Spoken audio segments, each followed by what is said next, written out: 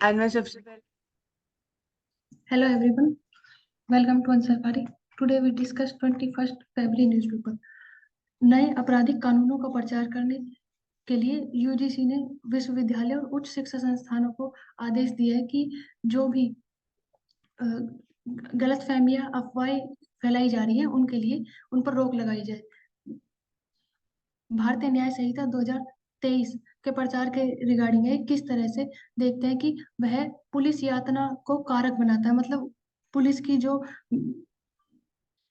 जिस तरह से बिहेव किया जाता है उनके द्वारा उनको कर्ता बनाता है, तो उसके रिगार्डिंग है। उसके अलावा उसमें कहा गया है कि देशद्रोह के कानून को के कारण पुलिस को अत्यधिक शक्तियां प्रदान की गई है जो आम नागरिकों के अधिकारों का हनन करती है। इस प्रकार की गलत फहमियों का जिक्र करते हुए यूजीसी ने सभी कॉलेजेस को और जो जितने भी हायर एजुकेशन इंस्टीट्यूशन है उनको गाइडलाइन दी है कि वो जैसे प्रचार करें ताकि इस तरह की गलतफहमी ना बढ़े, जिसमें नुक्कड़ नाटक, फोटो मार्च या फिर इस तरह की तरीकों का प्रयोग किया जा सकता है। इसके अलावा जो न्यायाधीश है या वकील है उनके द्वारा वार्ता की कराई जा सकती है ताकि इस तरह के जो गलतफहमियां हैं वो और ज्यादा ना फैले। एमसीडी की पार्किंग में फास्टैग से होगा संचालित। तो ई गवर्नेंस देख सकते हैं कि किस तरह से जो पार्किंग होती है उनके लिए अब जो अलग से नहीं कराना पड़ेगा, फास्टैग के माध्यम से ही उन्हें कनेक्ट कर दिया जाएगा ताकि उन्हीं से ही पूरी प्रक्रिया हो। इसके अलावा जो पार्किंग स्थलों का आवंटन किया जाता है वो 3 साल की अवधि के लिए किया जाता है और सह सहमति पर उसे 2 साल के लिए और बढ़ाया जा सकता है। इसके लिए लाइसेंस इशू किए जाएंगे। जो भी फास्टैग कंपनी उस टाइम पर संचालित की जाएगी होगी पर्टिकुलर पार्किंग के लिए। ड्राइविंग लाइसेंस के रिगार्डिंग पोर्टल देख सकते हैं, सारथी पोर्टल, जो वहाँ के बुनियादी ढांचे और जो भी लाइसेंस रिगार्डिंग इश्यूज है या फिर जो भी गाइडलाइंस है वो वहाँ पर प्रोवाइड की जा सकती है कि जो लर्निंग लाइसेंस है, ड्राइविंग लाइसेंस है और कंडक्टर लाइसेंस है, उनकी वैधता को कुछ समय के लिए बढ़ा दिया गया है ताकि अगर वो एक्सपायर हो भी जाते हैं तो उसके बाद उन व्यक्तियों के ऊपर चालान ना लगाया जाए, जुर्माना ना लगाया जाए। 1600 करोड़ रुपए के अवैध नशीले पदार्थों को नष्ट किया गया। तो इनको दिल्ली उपायुक्त वी के सक्सेना और पुलिस आयुक्त की मौजूदगी में नष्ट किया गया है, जो कि औद्योगिक इलाके के आसपास उन इलाकों के वहां पर। दिल्ली उच्च न्यायालय ने कहा है कि गोद लेने का अधिकार मौलिक अधिकार नहीं है, क्योंकि जब गोद लेने का अधिकार होता है वहां पर देखा जाता है जो बच्चे हैं उनमें से कोई अगर ऐसे हैं जिन्हें कोई भी गोद नहीं लेना चाहता या फिर इस प्रक्रिया में उन बच्चों का कल्याण हो, इसको ही सबसे अधिक अहमियत दी जाती है कि किसी भी तरह से बच्चे जो गोद लिए जा रहे हैं उनका कल्याण की धारा सबसे प्रथम होती है। तो इसलिए इस अधिकार को मौलिक अधिकार नहीं बनाया जा सकता कि कोई भी पेरेंट्स जाके अपने मर्जी से चुनाव करें, हम इसका गोद लेंगे और इसको नहीं लेंगे, तो उस प्रक्रिया में बच्चों को कल्याण कल्याण की जो धारा है वो पीछे रह जाएगी। तो इसलिए इसे मौलिक अधिकार नहीं बनाया जा सकता। इसमें किशोर न्याय अधिनियम 2015 के तहत ये कहा गया है। हाथ से मैला उठाने के खिलाफ याचिका, जो नालियों को साफ करते हैं या फिर जो अन्य सफाई कार्य करते हैं उनको हाथ से मैला उठाने के लिए कहा गया है कि उन्हें अतार्किक विभेद देखना पड़ता है, डिस्क्रिमिनेशन होता है उनके साथ।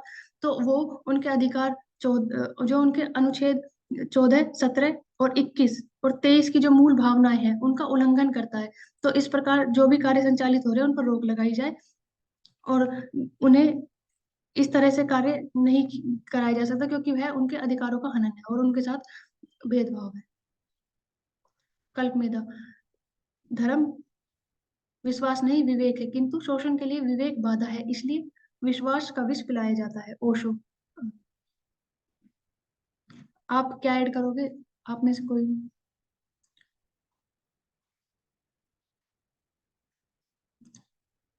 धर्म विश्वास नहीं विवेक है। विवेक मतलब जो हमारी सोचने समझने की क्षमता है या फिर हमारे निर्णय लेने की क्षमता है, जो सेंस होती है। तो अगर हम किसी धर्म को मानते हैं उसमें विश्वास भी होता है, विवेक भी होता है, लेकिन जब हम देखते हैं कि धर्म को प्रयोग किया जाता है शोषण के लिए, तो वहां पर विवेक, अगर कोई इंसान के अंदर सोचने समझने की क्षमता होगी तो वह उनके लिए बाधा बनेगा।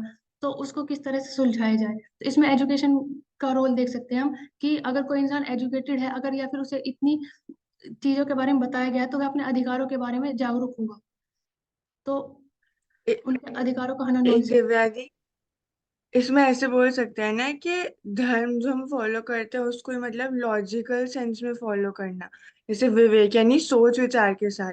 अगर शोषण हो रहा है और तब अगर विवेक रखते हैं, सोचते हैं, तो फिर वो बाधा है, क्योंकि ऐसे बोलते हैं ना कि विश्वास करो धर्म में, कुछ अगर गलत भी कर रहे होते हैं तो ऐसे हाँ, भी बोल सकते हैं। उसके लिए एक रेशनल सोच का होना और खुद के विवेक का होना जरूरी है।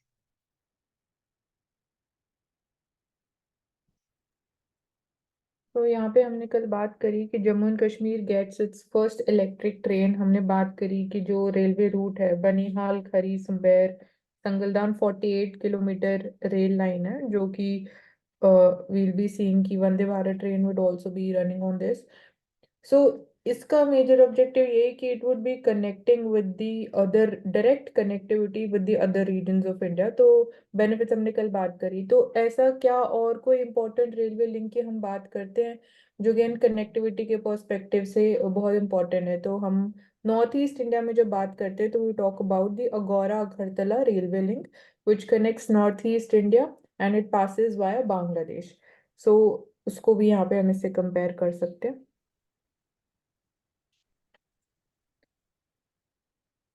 You can move to the next topic. So मतलब ये free क्वेश्चन trade, पूछना चाहिए ऊपर में कि Jammu Kashmir first electric train, हाँ मतलब पिछले 75 ईयर्स से एक इलेक्ट्रिक ट्रेन भी नहीं था। हाँ तो ये इलेक्ट्रिक दुख की ट्रेन भी। बात है। तो इसे दिखाता है कि नॉर्मलाइजेशन ऑफ कश्मीर के लिए डेवलपमेंट कहाँ का इम्पोर्टेंट है। हाँ रिस्टोरेशन डेवलपमेंट ऑफ। आएगा वैसे ही लोग रेडिकलाइजेशन से दूर जा करके इकोनॉमिक प्रॉस्पेरिटी और बाकी जगह में आएंगे। हाँ बिकॉज हमने देखा है कि लास्ट एक साल में कश्मीर में कितने टूरिस्ट गए हैं, we saw 2 crore. So again connectivity और बूस्ट हो रही है तो टूरिज्म को बूस्ट किया जा सकता है। नॉर्मलसी कैसे आएगी, एम्प्लॉयमेंट जनरेट होगी तो स्टेबिलिटी आएगी। Hmm. Then free trade agreement between India and UK. So यहाँ पे वी आर सीइंग कि India's team is finally went to UK for the signing of the agreement. So यहाँ पे हम बात करते हैं तो दिल्ली के लिए क्रूशल है, we are focusing on different bilateral free trade agreements instead of going with the regional free trade agreements, या जैसे हमने देखा था कि आरसेप का example, regional comprehensive economic partnership which was ASEAN led. तो इंडिया ने उसको साइन नहीं किया बिकॉज ऑफ दी अगेन जो इतनी सारी कंडीशंस आपको मीट करनी पड़ती है with different countries being a part of it, और जो हमारे कंसर्न्स थे related to the interest of the farmers of India. So that is why we're focusing upon the bilateral free trade agreements. And apart from this, it is also mention like Indo Pacific region की जो हम बात करते हैं, India ने again जो IPEF है, Indo Pacific economic framework for prosperity, यहाँ पे भी हमने, इसमें 4 पिलर्स है तो यहाँ पे भी हमने ट्रेड पिलर को ज्वाइन नहीं किया। तो ट्रेड हमारे लिए एक बहुत सिग्निफिकेंट एस्पेक्ट है and definitely part, very important part of even our foreign policy also. So we, it is not कि we quickly agree on things. तो यहाँ पे वी सी कि इंडिया का जो डिसीजन मेकिंग है that takes time. So it is like very on basis बोल सकते हैं कि बहुत कैलकुलेटेड बेसिस पे किया जाता है। बिकॉज अगेन इंडिया के जो डोमेस्टिक इंटरेस्ट है, जो हमारी इंटीग्रिटी सोवरेनिटी है, जो हमारे एस्पिरेशंस है, वो बीइंग अ डेवलप्ड कंट्री तो वो प्रायोरिटी रहते हैं। So this is the case. And apart from this यहाँ पे FTA विद इंडिया यूके में हम बात कर चुके कि इश्यूज क्या है।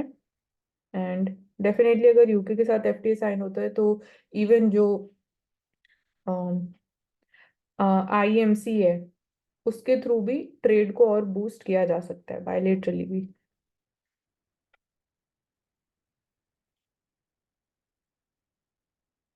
Then intelligence fusion and strategic operations. तो साइबर सिक्योरिटी की अगर हम बात करें तो वी टॉक अबाउट डिफरेंट एक स्पेशलाइज्ड साइबर सेल्स ऑपरेट कर रहे हैं committed to prevent and detect cyber crime in Delhi. तो प्रिवेंशन भी इम्पोर्टेंट है एंड साथ ही साथ यहाँ पे रेजोल्यूशन तो definitely is one of the major objectives. So we can say कि क्या मेजर्स हैं अगर हम इस एडवर्टाइजमेंट से निकालते हैं तो फर्स्टली वी सी की एक डेडिकेटेड ऐप है, हेल्पलाइन नंबर है which is there, so you can quickly report the issue. And as a part of awareness भी एडवर्टाइजमेंट हमारे लिए हेल्पफुल है. सो लाइक मैं यहाँ पे स्टेप्स मेंशन है कि you should not share your OTP with anyone, and you should never give more information to any caller until it is absolutely necessary. Plus, it shouldn't be the personally sensitive financial information. So that's important. तो complex और जो sensitive cyber crime cases और ज्यादा increase हो रहे हैं, complexity increase हो रही है with evolving technology like artificial intelligence है, डार्क वेब है. तो इट इज बिकमिंग कि जो एक्चुअली कल्प्रेट है उसको आइडेंटिफाई करना, दे आर मोर अनोनिमस, तो उनकी आइडेंटिटी रिमेन्स हिडन. तो इसलिए कॉम्प्लेक्सिटी और ज्यादा इंक्रीज हो रही है. हम बोलते हैं साइबर क्राइम जो है they are borderless crimes. It is not important कि the person who is committing this crime is within the Indian territory. तो वर्ल्ड में किसी भी लोकेशन से किया जा सकता है, कहीं पे भी किया जा सकता है. तो इसमें I will add 2 to 3 areas.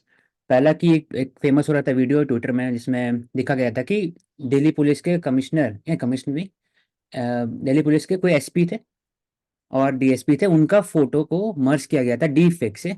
और वो बोल रहे थे कि मिस्टर डैश डैश डैश आपको पे करना है इतना रुपये, नहीं तो फिर we will file FIR against you. तो ये एक एरिया नया आ गया.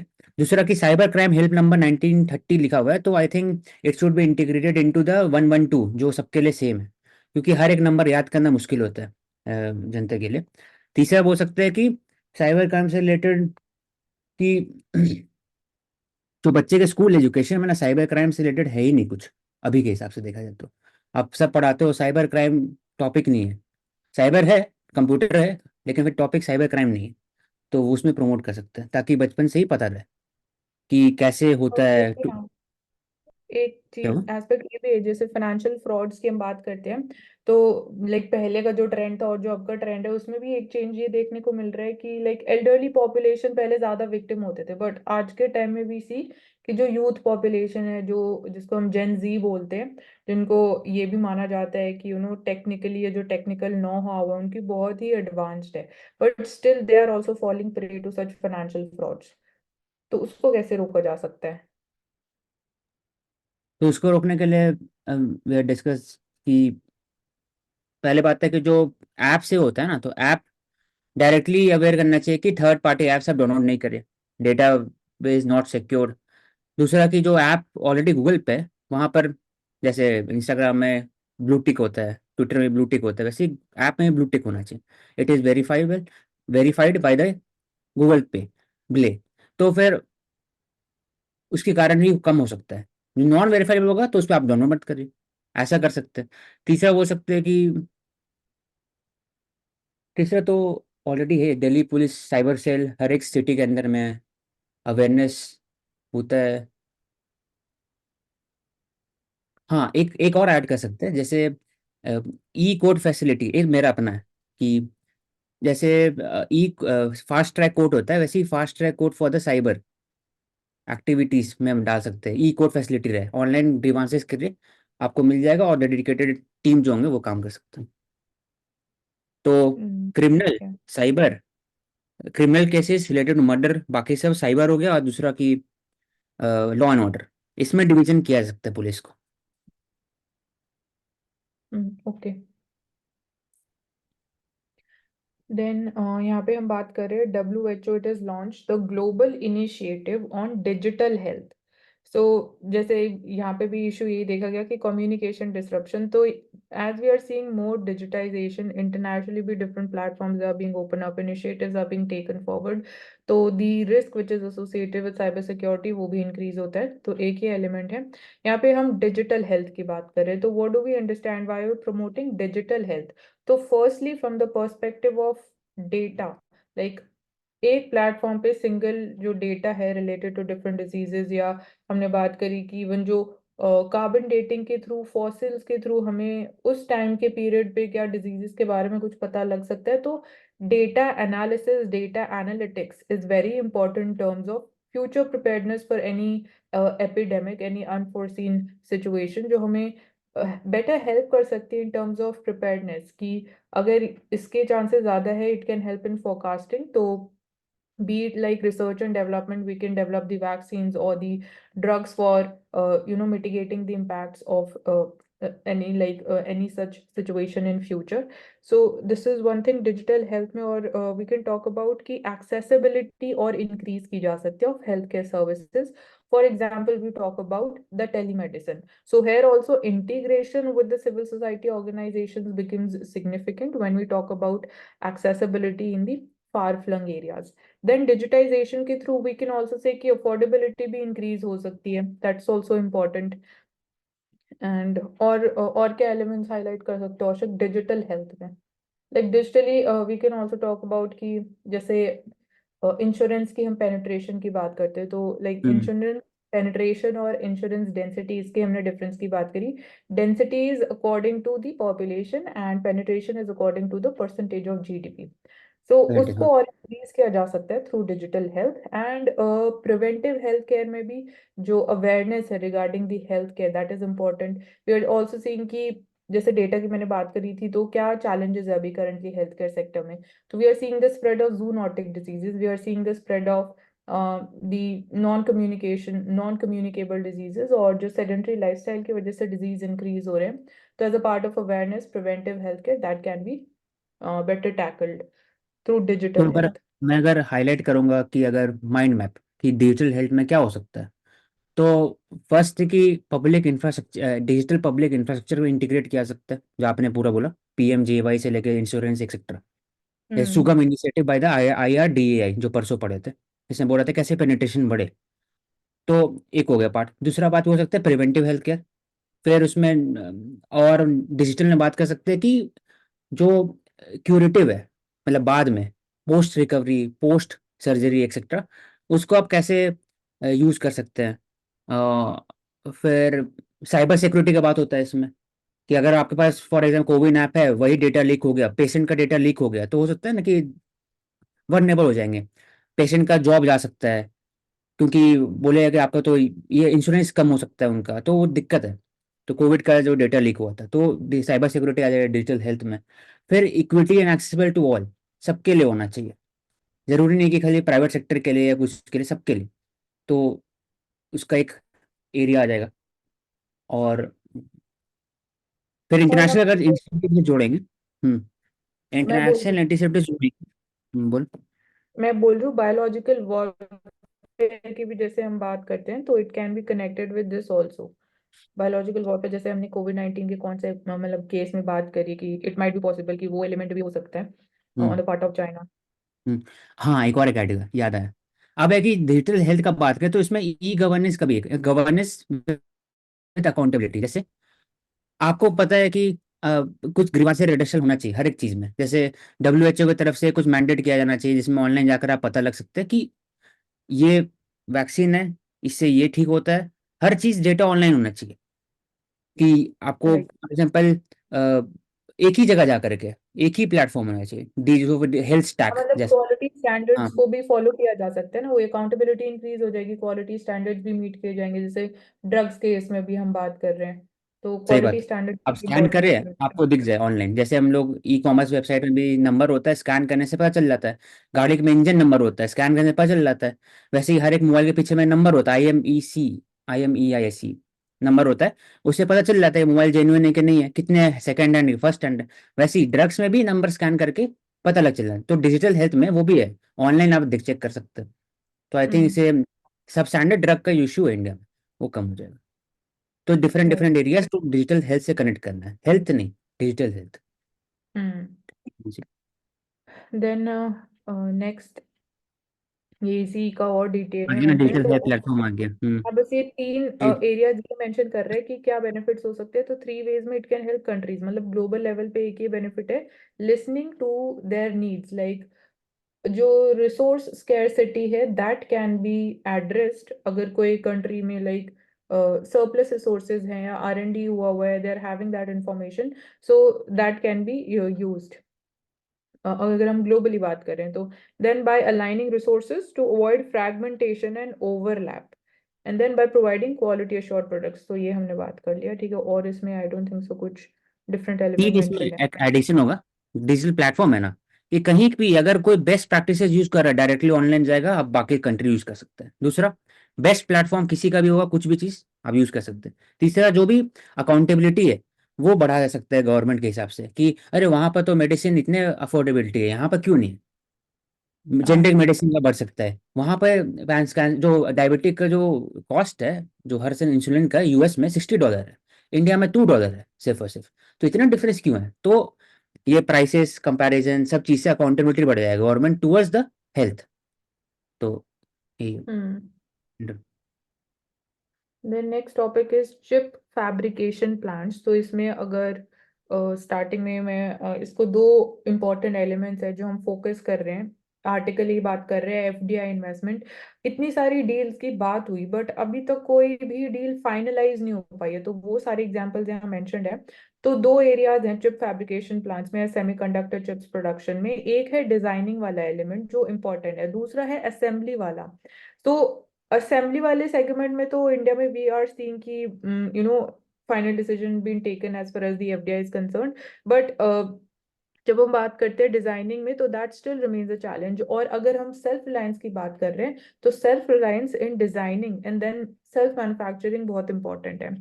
तो दो हम बोले या तीन हम बोल सकते हैं कॉम्पिटिटर्स हैं इंडिया के as far as the semiconductor production is concern, तो US, China and European Union market जो है। तो मेजर तो यूएस एंड चाइना ही है। सो है वी आर सीइंग कि जो मिनिस्ट्री है, ministry of electronics and information technology के under we talk about all this.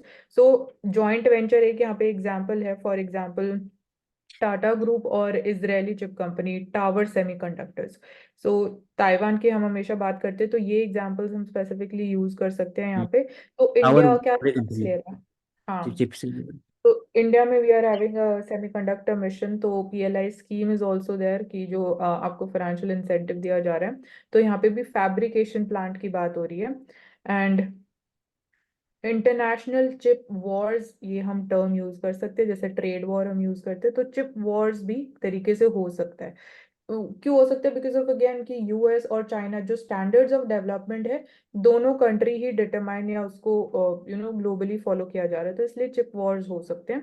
And यहाँ पे प्रपोजल्स ऑन द टेबल, इतने सारे डील्स की बातचीत हो रही है, दर स्टिल ऑनगोइंग, बट कुछ रोड ब्लॉक की वजह से they not able to get finalised. तो for example US based company है माइक्रोन टेक्नोलॉजीज, के बारे में मैंने काफी बात करी। एंड जैसे सेमीकंडक्टर चिप्स हम इस टर्म को बहुत ज्यादा यूज करें आंसर्स में, तो इसकी जगह हम लिख सकते हैं जो साइजेस ऑफ चिप्स है वो भी मेंशन है, लाइक 65 नैनोमीटर्स, 40 नैनोमीटर्स और 28 नैनोमीटर्स। तो इसमें भी डिफरेंट साइजेस आर देयर। तो एज वी से कि ताइवान डोमिनेट करता है in terms of semiconductor chips production. तो दिस इज वन थिंग। और तो यहाँ फॉक्सकॉन की हमने पहले बात करी है। This is also in this case ये मैन्युफैक्चरर है आईफोन्स का, तो एक इम्पॉर्टेंट रॉ मटेरियल की एलिमेंट कंपोनेंट है सेमीकंडक्टर चिप्स। सो सिक्योरिटी, कुछ सिक्योरिटी से रिलेटेड कंसर्न्स है। वी आर इम्पोर्ट डिपेंडेंट, कि चाइना से अगर हम इम्पोर्ट कर रहे हैं तो डेटा सिक्योरिटी एक बहुत बड़ा कंसर्न हो जाता है। It might be used for spying also, कि वो चिप्स को हमारे मोबाइल फोन्स में यूज किया जाएगा, या कोई एक बहुत बड़ा वी कैन से कि साइबर अटैक भी किया जा सकता है। तो ये कंसर्न्स है, that is why self reliance in the production of semiconductor chips is important. तो यहाँ ATMP एक कीवर्ड है जो अगेन असेंबलिंग के लिए यूज किया जाता है, like assembling testing projects in India. तो इनको हम OSAT प्लांट्स बोलते हैं। तो कौशिक आप कुछ ऐड कर रहे थे? Metro international chip war already है, इंडिया हैव द लेवरेज। अगर आप DLI को यूज करें, design linked production linked, design chip बना सकते हो, लेकिन उसका डिजाइनिंग वाला एलिमेंट है वो चाइना कर रहा है खुद से और यूएस लेड होता है। ताइवान चिप बनाता है, ताइवान चिप बनाता है, लेकिन डिजाइन वाला पार्ट है ना, अधिकतर यूएस लेड है, यूरोपियन लेड है। तो डिजाइन में भी हम लोग इन्वेस्ट कर रहे हैं। तो वही बात हो रहा है कि Tata and Israeli chip company tower semiconductor have applied for the setup foundries in India.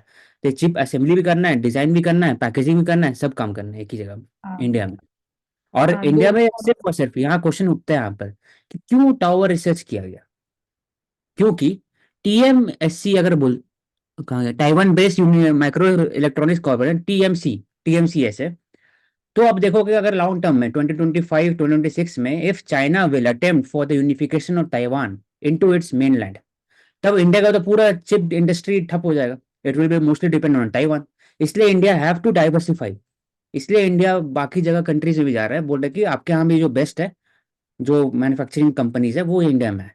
तो ताकि ऑयल ऑयल जैसा इशू नहीं हुआ 1973 वाला कि आप सिर्फ मिडिल ईस्ट ले रहे हो, उसको डाइवर्सिफाई कर रहे हैं, चिप को भी डाइवर्सिफाई करेंगे। इसलिए टावर इसे टाटा ग्रुप, टीएमसी और ऐसे करके पूरा कंटिन्यू। ठीक है। Then again, Jammu and Kashmir में restoration of peace and return of normalcy में we are seeing कि now even Gulf countries they are interested to invest in Jammu and Kashmir. तो है we can talk about कौन से areas में they can invest. So here we can talk about कि energy sector में like renewable energy plants open up करने में I think they can help somewhere Jammu and Kashmir में। और tourism industry में तो डेफिनेटली हेल्प हो सकती है, जिसको हम as a priority of focus area लेके चल रहे हैं। और इंफ्रास्ट्रक्चर क्रिएशन में दे कैन हेल्प। सो ये कुछ एरियाज हैं जिसके थ्रू वी कैन से कि जम्मू एंड कश्मीर अभी लाइक एयरपोर्ट्स की भी अगर हम बात करते हैं तो ग्लोबली कनेक्टेड इतना नहीं है, तो इंटरनेशनल टूरिज्म प्रमोट किया जा सकता है। And this is also, we can say, one of the sign of return of normalcy कि even if they are reflecting interest in investments, so ये भी एक उस चीज का इंडिकेटर है।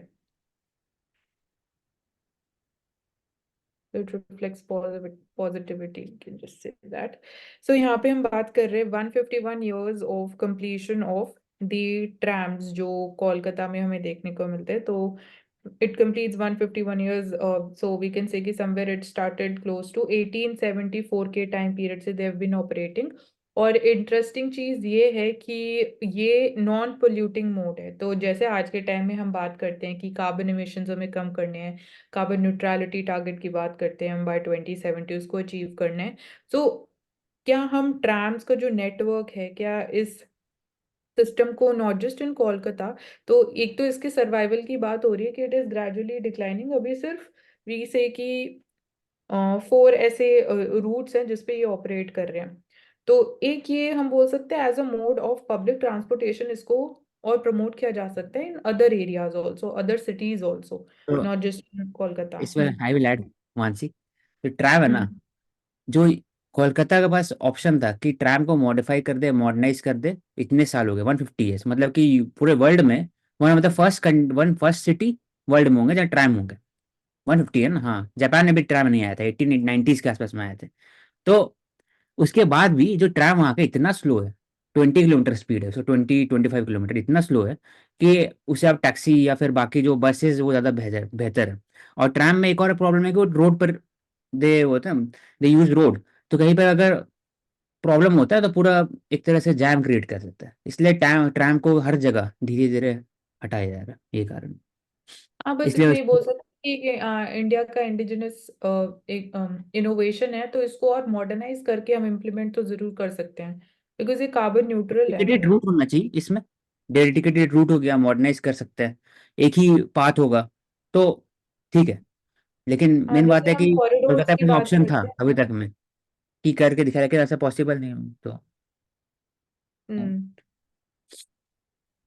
लेकिन लिख सकते हैं कि then revival of the trams, क्योंकि सबको ही हाँ, पब्लिक ट्रांसपोर्टेशन एक में बस ये एरिया हो टैक्सीज ये सकता यूज है। करते हैं, तो ट्रैम्स पब्लिक को नहीं यूज करते। ट्रांसपोर्टेशन की तो हाँ हम्म, हम बात करते ही हैं, तो उसमें हम्म, एज एन एलिमेंट हम ट्राम्स की बात कर सकते हैं। तो इसको एक बार लिख लेना Pravesh, revival of the trams for public transportation system just like Kolkata, it has to be modernize. और ये लॉन्ग टर्म ऑब्जेक्टिव है पंच अमृत का, कार्बन न्यूट्रलिटी, क्योंकि इलेक्ट्रिसिटी है पूरा का पूरा, इसमें ईवी भी नहीं जरूरत है, हमारे इसमें बैटरी भी जरूरत नहीं डायरेक्टली। ट्रैफिक मैनेजमेंट में भी हेल्प कर सकते हैं। ट्रैफिक जैम्स इतना नहीं होगे if more people would be relying affordable भी अपॉन। रहेंगे एक तरह से, अफोर्डेबल भी, इक्विटी भी है, हाँ हर वो पैसेंजर भी चढ़ है। सकता है, हाँ तो इसको लिख सकते हैं ठीक। Okay. So we are seeing कि Jammu and Kashmir में incidents of terrorism have been reduced by 75% if we just go by the data, and we're seeing कि पहले protest calendars issue किए जाते थे, तो they are no longer issued, and stone throwing is also now a history. So we can just mention these things also as a reflector of return of normalcy. बाकी areas हमने discuss कर लिया।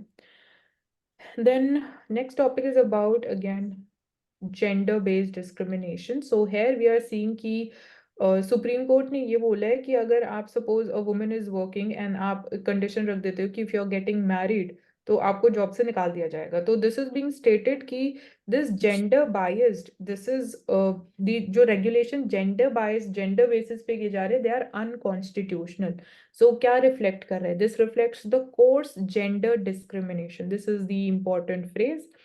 And यहाँ पे issue यही हुआ था कि woman who's working in the military nursing staff, उनको निकाल दिया गया डिस्चार्ज फॉर गेटिंग मैरिड। तो उनके लिए कॉम्पनसेशन इशू की गई है। एक और यहाँ पे टर्म है एक्स फेसी मैनिफेस्टली आर्बिट्रेरी। तो इफ प्रवेश can clearly explain the meaning of this phrase x facie manifestly arbitrary. ठीक है, एक्स फेसी का मतलब क्या होता है?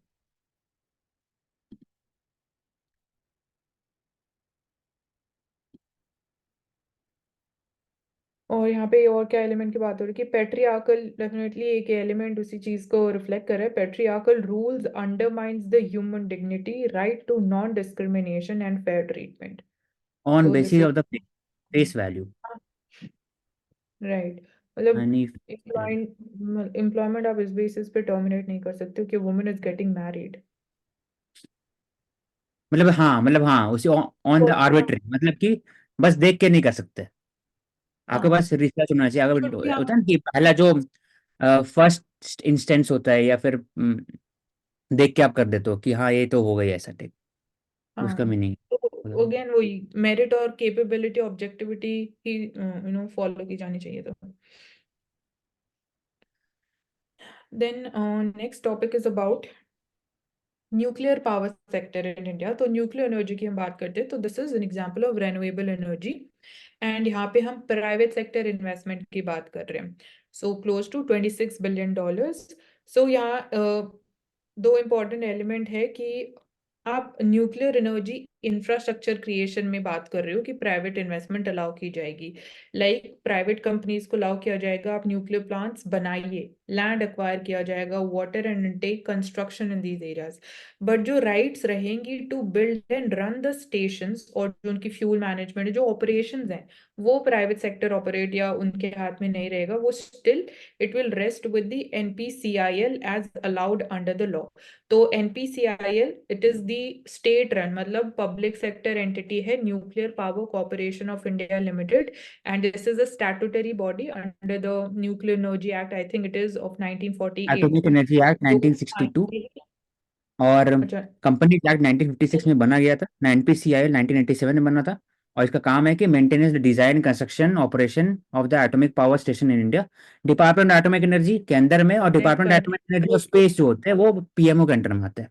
जो हम लोग क्वेश्चन पूछा गया था, पीएमओ, ये दोनों डायरेक्ट उसके अंदर में होते हैं। हाँ, और दूसरा कि यहाँ पे एक ये मेंशन, यहाँ पे department of atomic energy mention है।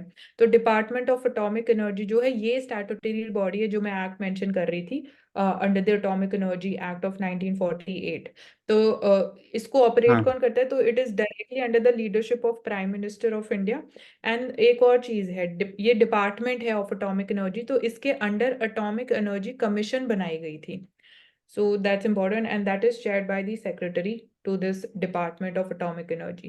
So ये दो important elements हैं जो हम बात कर सकते हैं। And India में हम बात कर रहे हैं कि as a share मतलब of कि electricity वो generation, 1948 nuclear, वाला है, और ये हाँ जो 19, एनपीसीआई है ये हम्म, 1962 एटॉमिक एनर्जी एक्ट के अंदर में बना। इसके ठीक बाद भी है, प्रोविजन दिया गया हर चीज। All nuclear power plant operated by the companies are to be managed, designed, constructed by the NPCI. बहुत इंपॉर्टेंट बॉडी हाँ। इंडिया। और तो हम अभी बोलते क्लोज हैं कि बाकी कि इंडस्ट्रीज टू को लेके परसेंट आएंगे भी प्राइवेट। न्यूक्लियर एनर्जी जो है नॉन कार्बन एमिटिंग एनर्जी भी है। तो 2% करेंटली इसका शेयर है। जब हम बात करते हैं इंडिया में कितनी इलेक्ट्रिसिटी न्यूक्लियर एनर्जी और न्यूक्लियर पावर है, तो that is only 2%। So that's important. तो funding एक important element है in achieving India's target of having 50% of the installed electric generation capacity non-fossil fuel sources से up till 2030, and 42% अभी currently India operate कर रहा है through the non-fossil fuel sources। तो इसको we'll be able to achieve this by 2030 because we are close to it। तो private sector कौन से हैं? वो इंडिया के जो हम बात करते हैं कि कॉर्पोरेट बिग कॉर्पोरेट्स हैं, एक रिलायंस, टाटा, अडानी एंड वेदांता। तो ये इंपॉर्टेंट प्लेयर्स हैं। तो अगर मैं ऐड देन करूंगा कि इंडिया का जो हम्म, न्यूक्लियर रिसर्च है, इट इज 3 स्टेज। उनका बात हुआ था कि कैसे सेल्फ रिलायंस बने। तो होमी जे बाबा वो बोले थे कि कैसे बनेंगे? तो पहला जो फेज था वो हैवी प्रेशर वाटर रिएक्टर, जो बड़े रिएक्टर होते हैं उनको यूज किया जाएगा। वो अब अधिकतर जो इंडिया में है वो अभी हैवी प्रेशर वाटर रिएक्टर है। उसके बाद कुछ एक दो जगह, तारापुर आई थिंक, जैतपुर, दो जगह है जहां पर फास्ट ब्रीडर है। जो यूरेनियम में यूरेनियम यूज होता है तो प्लूटोनियम जो बनता है इट यूजेस दैट। तो फास्ट ब्रीडर हो गए। और जो थर्ड स्टेज वाले आएंगे तो वो अगला 30 साल में हो सकता है, जिसमें थोरियम बेस्ड रहेंगे। क्योंकि हम लोग को दिक्कत हुआ था कि यूरियम को एक्सट्रैक्ट करना बहुत मुश्किल होता है, थोरियम इज इजिली हाँ, एक्सट्रैक्टेबल। तो इंडिया थोरियम पास इंडिया में थोरियम बहुत डेवलपमेंट ज्यादा भी है है वर्ल्ड में। मॉन्जाइट इंडिया सैंड्स में। Monazite sand. यूरेनियम इंपोर्ट करना पड़ता है। थोरियम हाँ, में वही सफिशिएंसी है थोरियम की इंडिया के कजाकिस्तान पास। से, ऑस्ट्रेलिया से, एक्सेट्रा से इंपोर्ट करना पड़ता है। तो सेल्फ सफिशिएंसी थोरियम में। तो इंपोर्ट करना पड़ेगा, तो हो सकता है ना कि ऊपर में कभी कर्व लग जाए, एनपीटी साइन भी नहीं किया है, एनएसजी में भी पार्ट नहीं है, तो हो सकता है आपके पास सैंक्शन लग जाए कभी ना कभी बाद में। तो हाँ। थोरियम पे जाना जरूरी है क्योंकि लॉन्ग टर्म भी है, सस्टेनेबल भी है। और दूसरा कि it is less polluting, thorium base less polluting then uranium. क्यों? क्योंकि यूरेनियम जब डिप्लीट करते हैं तो वो प्लूटोनियम बाकी जो कंपाउंड बनते हैं तो वो एक रेडियो एक्टिविटी ज्यादा होता है एज कम्पेयर टू थोरियम। थोड़ा सा स्टेबल होता है इसका जो डिप्लीटेड मटेरियल्स होते हैं। इसलिए हम्म। 3 स्टेज। तो अगर जब साइंस में देखते हैं तो 3 स्टेज रिएक्टर एक बार सर्च कर लेना। इसमें हाँ, यूरेनियम इनरिचमेंट का भी क्वेश्चन आया था प्रीलिम्स में, वही कि जो सैंक्शंस लगाए गए हैं ऑन ईरान, तो वो इसी रिगार्डिंग है। तो ये जो हाँ, कि तो इंपोर्ट यूरेनियम डिपेंडेंसी रहेगा एनरिचमेंट तो है हाँ। क्या? तो पहली बात है कि यूरेनियम जब भी मिलते हैं it is in the form of ores. और वो मिक्स रहते हैं, वो कभी भी एक्सट्रैक्टेबल नहीं होते हैं। ऐसे गोल्ड अलग से रहता है, हम लोग साइंस में देखे थे, सिल्वर अलग से हाँ। मिल जाए। लेकिन जो बाकी फेरस होते हैं, फेरस मैंगनीज सब चीज और में मिले, ऑक्साइड भी मिलेंगे, सल्फाइड भी मिलेंगे। वैसे यूरेनियम भी वैसे ही मिलता है। तो उसे एक्सट्रैक्ट करना मुश्किल होता है, फिर एक्सट्रैक्ट करे और उसके अंदर में इम्प्योरिटी बहुत हाई है, तो इम्प्योरिटी से प्योरिटी लाने के लिए उसको एनरिचमेंट बोलते हैं। तो 5% अगर इम्प्योरिटी है तो उससे आप न्यूक्लियर पावर जनरेट कर सकते हैं। लेकिन वेपन्स ग्रेड के लिए, वेपन्स एटॉमिक बॉम्ब, हाइड्रोजन हम्म। एटॉमिक बॉम्ब सबको यूज करना है तो आपको 80 90 95% इनरिचमेंट चाहिए।